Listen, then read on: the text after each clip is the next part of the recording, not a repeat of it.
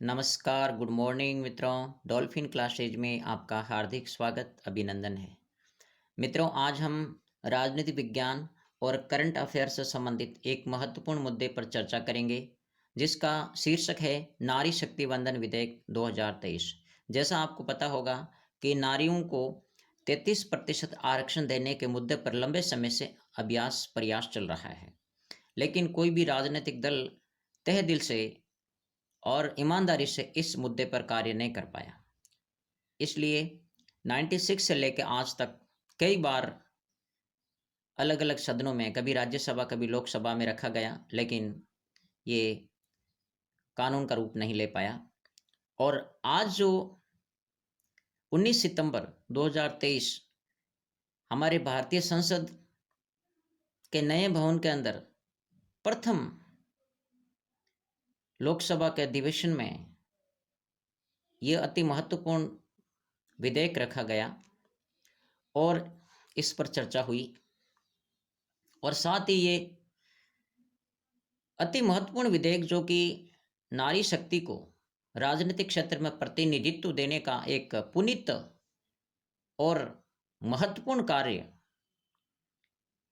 नए सदन में प्रथम सत्र और बैठक में पास करना भारतीय लोकतांत्रिक व्यवस्था के इतिहास में अति महत्वपूर्ण कार्य और अति आवश्यक विधेयक, जो कि पुरुषों के समकक्ष नारियों को भी राजनीतिक प्रतिनिधित्व देने का प्रयास है। इसके बारे में अपन कुछ कुछ तथ्यों पर विचार करेंगे कि किस प्रकार से न चाहते हुए भी मजबूरन राजनीतिक दलों ने इस विधेयक के पक्ष में भारी मतदान किया है और ये भारतीय राजनीतिक इतिहास के क्षेत्र में अति महत्वपूर्ण विधेयकों में से एक विधेयक के रूप में याद किया जाएगा। तो देखते हैं, सरसरी तौर पे अपन कुछ तथ्यों पर विचार करते हैं, जिनसे संबंधित कुछ महत्वपूर्ण प्रश्न प्रत्येक एग्जाम में पूछे जा सकते हैं। ये अभी करंट और राजनीतिक दोनों क्षेत्रों से संबंधित है और आने वाले समय में ये बेसिक जीके या राजनीति विज्ञान से संबंधित महत्वपूर्ण प्रश्न बन जाएंगे।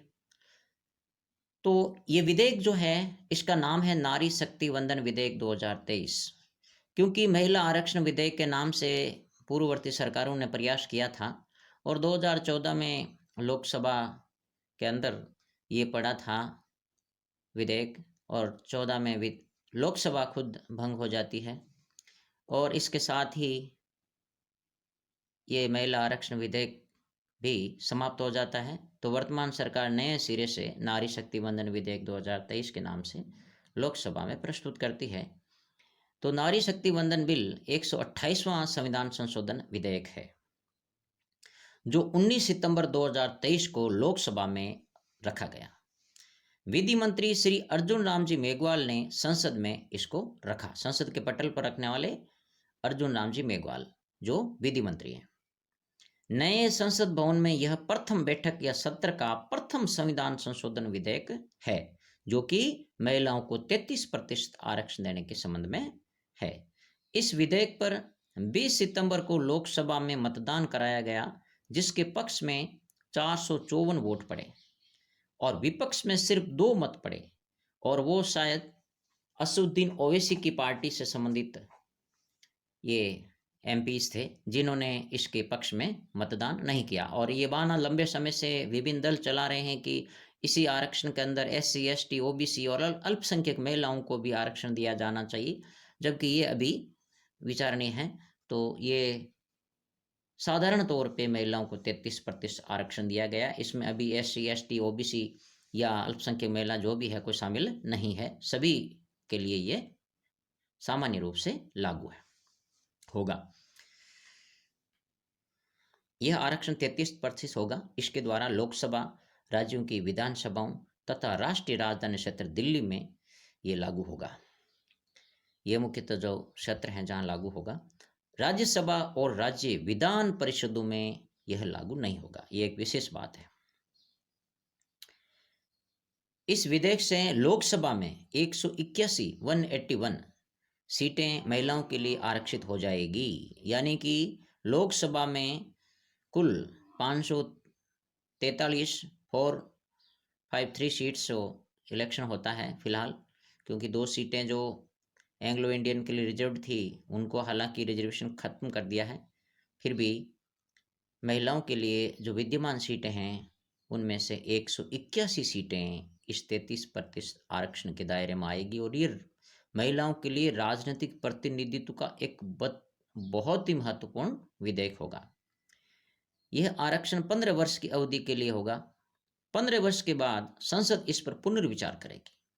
संसद इसकी अवधि को बढ़ा सकती है या आरक्षण को कम या ज़्यादा कर सकती है, या अवधि यदि लगे तो इसको समाप्त भी कर सकती है। ये भविष्य के गर्भ में निहित है। 1996 में सर्वप्रथम श्री HD देवगौड़ा सरकार ने इस विधेयक को रखा था, लेकिन पूर्ण बहुमत के अभाव में वो इसको कानून नहीं बना पाए। और उसके बाद में 1998 में श्री अटल बिहारी वाजपेयी जी ने इस विधेयक को पास करके महिलाओं को 33% आरक्षण देने का प्रयास किया, लेकिन वह अपने इस पुनीत इरादे में सफल नहीं हो सके, क्योंकि उनके पास में भी पूर्ण बहुमत का अभाव था दोनों सदनों में, इसलिए ये श्रेय उनको नहीं मिल पाया। उसके बाद में 2008 में कांग्रेस की सरकार थी और डॉक्टर मनमोहन सिंह जी प्रधानमंत्री थे। इन्होंने भी 33% महिलाओं को आरक्षण देने का प्रयास किया, लेकिन SC ST OBC अन्य महिलाओं को इसमें रिजर्वेशन कितना दिया जाए, इसी प्रश्न को लेकर के पार्टियों में मतैक्य नहीं था और ये विधेयक पास नहीं हो सका। उसके बाद में 2010 में यानी 9 मार्च 2010 को राज्यसभा ने पास किया और लोकसभा में भेजा, लेकिन लोकसभा में पास नहीं हुआ, क्योंकि ये पहले स्टैंडिंग कमेटी के पास भेजा गया था। स्टैंडिंग कमेटी ने राज्यसभा को भेजा, राज्यसभा ने पास कर दिया और उसके बाद में लोकसभा में गया, लेकिन लोकसभा में बहुत से दल मिल करके सरकार चला रहे थे। पूर्ण बहुमत का अभाव था, किसी पार्टी के पास पूर्ण बहुमत नहीं था और कई पार्टियों ने SC ST OBC को आरक्षण दिए जाने की मांग को लेकर के इसके विरोध में वोटिंग करने का कहा, तो कांग्रेस ने अपने सरकार की सुरक्षा की दृष्टि से इसको पास नहीं किया और लोकसभा में ये पास नहीं हुआ। और 2014 में लोकसभा भंग हो गई और लोकसभा भंग होने के साथ ही यह विधेयक भी समाप्त हो गया या लैप्स हो गया, क्योंकि नियम यह है कि जब लोकसभा भंग हो जाती है तो उसमें रखा गया विधेयक भी समाप्त हो जाता है। और इसी बात को लेकर के भारतीय जनता पार्टी नीत NDA सरकार ने यह तर्क रखा कि महिला आरक्षण विधेयक लोकसभा भंग होने के साथ ही समाप्त हो गया, इसलिए नए सिरे से इन्होंने नारी शक्ति वंदन विधेयक 2023 के नाम से संसद के पटल पर रखा। आज जैसे देखे हमने कि 19 सितंबर 2023 कल गणेश चतुर्थी थी और गणेश चतुर्थी के दिन ये विधेयक ऐतिहासिक और अति महत्वपूर्ण दिन के रूप में याद किया जाएगा, क्योंकि नए भवन में संसद शिफ्ट हुई और इसके पहले अधिवेशन में पहला विधेयक लक्ष्मियों को यानी कि नारी को 33% आरक्षण दिए जाने संबंधी विधेयक रख करके सरकार ने इस दिन को यादगार और ऐतिहासिक बना दिया। क्योंकि वैसे कोई भी शुभ कार्य शुरू करने से पूर्व श्री गणेश जी का पूजन किया जाता है, क्योंकि ये देवताओं में सर्वश्रेष्ठ देवता या प्रथम पूज्य देवता माने जाते हैं। और कल गणेश चतुर्थी थी और इस गणेश चतुर्थी के दिन नए संसद भवन में पहले अधिवेशन का श्री गणेश हुआ और महिलाओं को आरक्षण दिए जाने संबंधी विधेयक से लोकसभा का भी श्री गणेश होता है। और लोकसभा में इस पर वोटिंग करवाई गई, वो कल लोकसभा में जैसे हम देख रहे हैं कि बुधवार 20 सितंबर 2023 को ये पास हो गया और इसके पक्ष में इसके पक्ष में 454 वोट पड़े और विपक्ष में सिर्फ 2 वोट पड़े। ये बहुत बड़ी बात है। यानी कि सभी पार्टियों ने इस विधेयक के पक्ष में, लगभग सभी पार्टियों ने वोटिंग की। इस प्रकार नारी शक्ति वंदन विधेयक नए संसद भवन में लोकसभा द्वारा पारित प्रथम विधेयक के रूप में, ऐतिहासिक कदम के रूप में हमेशा याद किया जाएगा। मित्रों, आप यदि किसी भी कंपटीशन तैयारी कर रहे हैं तो निश्चित रूप से आप ध्यान रखिए, इसमें से कोई न कोई प्रश्न जरूर आएगा। और